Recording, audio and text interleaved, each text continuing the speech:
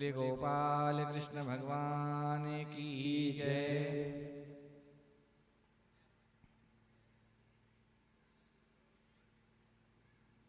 तब भगवान कह रहे कि आ जाओ बेटा बाहर, निश्चिंत होकर आओ। तो कहता है प्रभु मैं तो ऐसे आने वाला नहीं हूँ। बोले कि नहीं आओगे तो इस माता मैया का क्या होगा जिस घर में तुम हो, उसका तो कुछ विचार करो, तुमको बाहर तो आना पड़ेगा। तब उस बालक कहता है कि एक काम करिए, फिर आपकी माया को रोक दीजिए कुछ समय के लिए तो मैं आ जाऊंगा। भगवान ने कहा ये तो संभव नहीं है कि मैं माया रोक सकूं, क्योंकि माया का प्रभाव तो सब पर होना है, ये प्रकृति का नियम है, किसी के लिए माया रोकी नहीं जा सकती। तब कहता ठीक है फिर मैं यही ठीक हूँ, बाहर ही नहीं आता। तो भगवान ने कहा ठीक है मैं तुम्हारे माया रोकूं, लेकिन कितना, एक क्षण में, एक क्षण का 100वां अंश जो होता है उतने समय के लिए रुकेगी माया। बोल ठीक है जाके मैं कहूँ तब रोकिएगा, अभी नहीं, मेरी 6 महीने की समाधि बाकी है। तो पूर्ण 16 वर्ष होते ही उन्होंने भगवान से कहा, भगवान ने अपनी माया को उतने क्षण भर के से भी 100वें अंश के लिए रोका और सुखदेव जी महाराज का जन्म होता है। बोले सुखदेव जी महाराज की जय। तब सुखदेव जी का यहाँ पे उनसे प्रार्थना की जाती है, सुखदेव नमो गुरुदेव नमो, सुखदेव नमो गुरुदेव नमो, सुखदेव नमो गुरुदेव नमो, सुखदेव नमो गुरुदेव नमो। कलयुग के तुम हो हितकारी हो, कलयुग के हो तुम हितकारी, सुखदेव नमो गुरुदेव नमो, सुखदेव नमो गुरुदेव नमो, सुखदेव नमो गुरुदेव नमो, सुखदेव नमो गुरुदेव नमो। सुखदेव जी महाराज की जय। इस प्रकार सुखदेव जी का अवतरण होता है। इसलिए कहा था कि आज तक महात्मा में, और कल जो हम कथा सुनेंगे, कल से जो कथा प्रारंभ होगी वो सुखदेव जी के मुख से सुनेंगे। इस कथा में कहीं अलग अलग बदलाव आते हैं। कल से जो कथा प्रारंभ होगी सुखदेव जी महाराज के मुख से ही कथा का श्रवण पाठ करेंगे।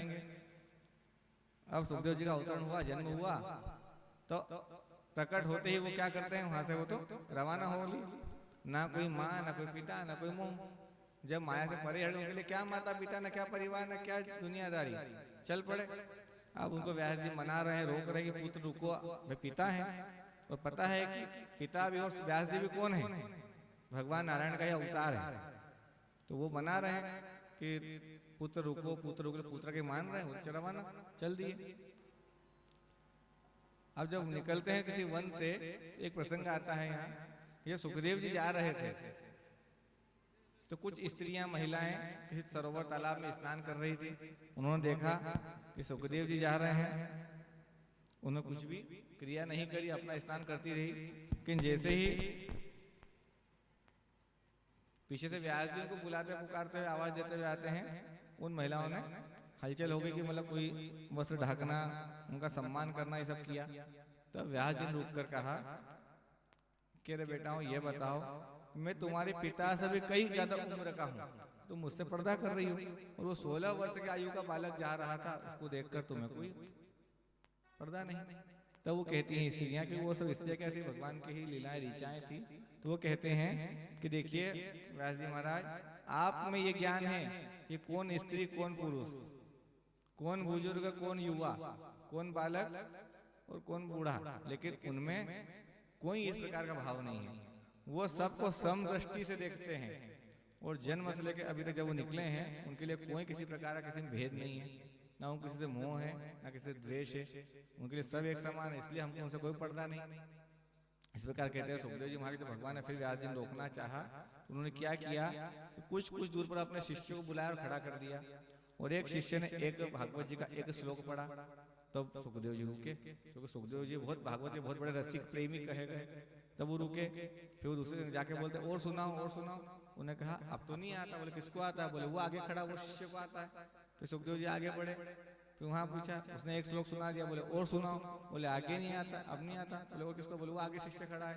इस प्रकार उनको व्यास जी ने वापस घुमाया अपने घर की ओर, और फिर जब वापस आने लगे तो बोला पूरी कथा किसको आती है? बोले हमारे गुरुदेव को आती है। तब वो वापस लौटकर अपने पिता के आश्रम में आते हैं और फिर भागवत जी का अध्ययन करते, पूरी भगवत कथा ग्रहण करते हैं।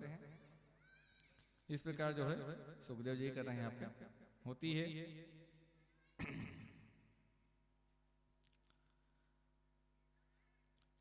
अब एक समय की बात थी कि नारद जी पृथ्वी पर घूमते हुए आए और आकर उन्होंने देखा कि पृथ्वी बड़ी सुंदर है और बड़े बड़े तीर्थ हैं। कहा जाता है कि यहाँ पे बड़े ही दानवीर राजा और कई प्रकार के साधु संत और कई तपस्वी हुए। इस प्रकार सोचकर वो पृथ्वी पर आते हैं और जब आए पृथ्वी पर तो उन्होंने आकर क्या देखा, यहाँ तो कुछ उल्टा ही था। घर घर में क्लेश हो रहा है, घर घर विवाद चल रहे हैं। सब देखकर उनको लगा ये सब क्या गड़बड़ सड़बड़ चल रही है। ये देखकर उनको बड़ा दुख हुआ। अब वो घूमते घूमते हुए कहीं पहुंचे वृंदावन। चलो यहाँ तो कुछ भक्ति मिलेगी, यहाँ तो कुछ रस मिलेगा, यहाँ तो आनंद आएगा। तो वहां जाकर क्या देखते हैं कि वहां एक युवा स्त्री अपने दो पुत्र हैं, लेकिन वो स्त्री युवा और वो दोनों जो साथ उसके जो पुत्र लेटे हुए हैं वो कैसे बिल्कुल प्रौढ़ अवस्था, मतलब बूढ़ी अवस्था में और हालत खराब बैठे हुए हैं, लेटे हुए नीचे पड़े हुए हैं। और दो पुरुष कौन थे? उनके दो पुत्र, क्या नाम था उनका? ज्ञान और वैराग्य। वो दोनों उस अवस्था में पड़े हुए हैं। अब वो स्त्री जो है वो थी भक्ति देवी। जब नारद जी निकले तो नारद जी ने पूछा क्या देवी क्या बात है और ऐसे क्यों यहाँ पे लेटी हुई, क्या कारण है? तो उन्होंने कहा कि हमें भक्ति हूँ और ये मेरे दोनों पुत्र हैं ज्ञान और वैराग्य। बोले तुम भक्ति हो? बोले हाँ। बोले तुम युवा अवस्था में हो? तो बोले मेरे पुत्र हैं और तुमसे कहीं अधिक गुना ज्यादा उम्र इनकी दिख रही है, आयु दिख रही है। बोले हाँ महाराज, उसका कारण क्या है कि जब मेरा जन्म हुआ कर्नाटक में और कर्नाटक से घूमते घूमते जब आगे बढ़ते जब गुजरात में ही, तो वहाँ का मेरा भी पूरा शोषण हो गया। मतलब गुजरात में उससे भक्ति नाम की कोई चीज थी नहीं, गुजरात में बिल्कुल भक्ति समाप्त हो चुकी थी। तब मैं वहां से वृंदावन आई तो वृंदावन में कुछ भक्ति थी।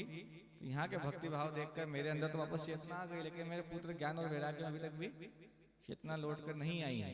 तो आप ही कुछ उपाय बताओ जिससे मेरे पुत्र व्यवस्थित रूप से खड़े हो जाएं और ये बिल्कुल सही तरीके से ठीक हो जाए। ऐसा कुछ उपाय आप ही बताओ। जब भक्ति मैया ने पूछा तब नारद जी ने कई प्रकार के उनको वेद की ऋचाएं, कई मंत्र सुनाए। तो सुन कर वो थोड़ा सा भाव में आते और फिर वापस मूर्छा को छा जाते। बार बार को ये हालत हो रहा था। ये देखकर भक्ति मैया ने कहा स्वामी कुछ तो उसका उपाय बताएं। तो नारद जी भी परेशान हो गए, नारद जी को उसका उपाय नहीं सूझा। तब नारद जी जाते हैं सनकादिक ऋषियों के पास।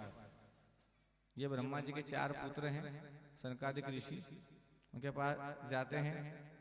उनसे जाके पूछते हैं कि हे देव, जब उनको देखा नारद जी को बड़ा चिंतित भाव में, तो नारद जी कौन है? नारद जी ब्रह्मा के पुत्र हैं और सनकादिक ऋषि ब्रह्मा के पुत्र हैं। उन्होंने नारद जी को इस प्रकार देखा तो पूछा कि आप इतना चिंतित भाव में क्यों दिख रहे हो? कभी आपको ऐसे भाव में नहीं देखा।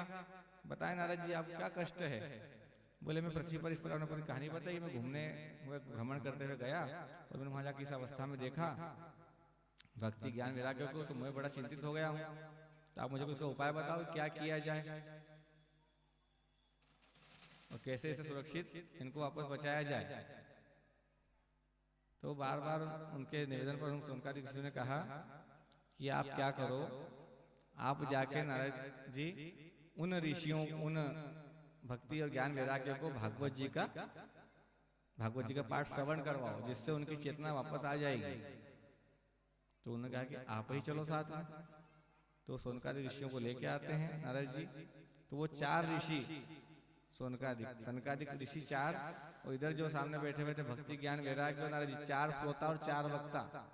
इस प्रकार जो है कथा का श्रवण पाठ कराया गया। सप्तम दिवस कथा संपन्न होती है। साक्षात नारायण प्रकट होते हैं। भगवान के दर्शन पाकर भगवान के आशीर्वाद से ज्ञान वैराग्य पुनः युवा अवस्था में आ जाते हैं और तब से भक्ति और ज्ञान वैराग्य की महिमा का वर्णन हुआ और भक्ति ज्ञान वैराग्य उद्धार हुआ। तब से गुजरात में पर भक्ति का भाव बढ़ा। उसके बाद तो गुजरात में कहीं बड़े बड़े भक्त हुए। इसमें एक भक्त आते हैं नरसिंह मेहता। एक कथा ये भी होती है, आप लोगों ने अगर सुनी हो कहीं, नानी बाई का मायरा। क्योंकि 3 से 5 दिन की कथा होती है, क्योंकि भगवान की कथा सदा, तो भगवान के भक्तों की भी कथाओं का वर्णन होने लग गया है। वो कथा भगवान के भक्त की है, लेकिन भगवान ने भक्त ने कैसे भगवान को प्राप्त किया ये बताया गया। इस प्रकार एक भक्त और हुए थे जिनका नाम था, नाम से सुनिएगा, रसखान। नाम सुना है? शायद 7वीं 8वीं 9वीं कक्षा में कई रसखान के पद हुआ करते ना हिंदी, अभी भी हैं, अभी भी। तो इस प्रकार रसखान हुए, और वो क्या करते थे कि अपने गले में तुलसी की माला पहनते थे, और मालाएं भी कितनी कितनी, कम से कम 100 मालाएं। अरे कोई सोना चांदी हीरे का पहनो तो उसका महत्व, तुलसी क्या महत्व, क्या पहनना चाहिए आपके हिसाब से? तुलसी की माला पहनना चाहिए कि सोने का हार? तुलसी की माला। तो जो जो सोने के लाए हों,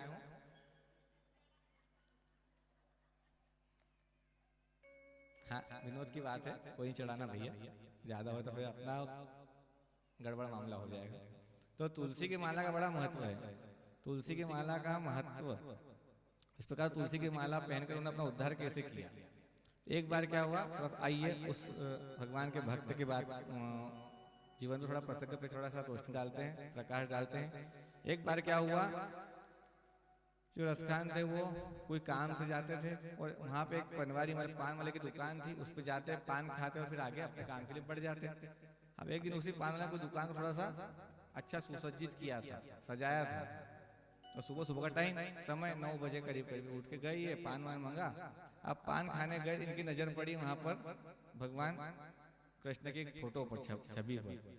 अब वो भगवान देखे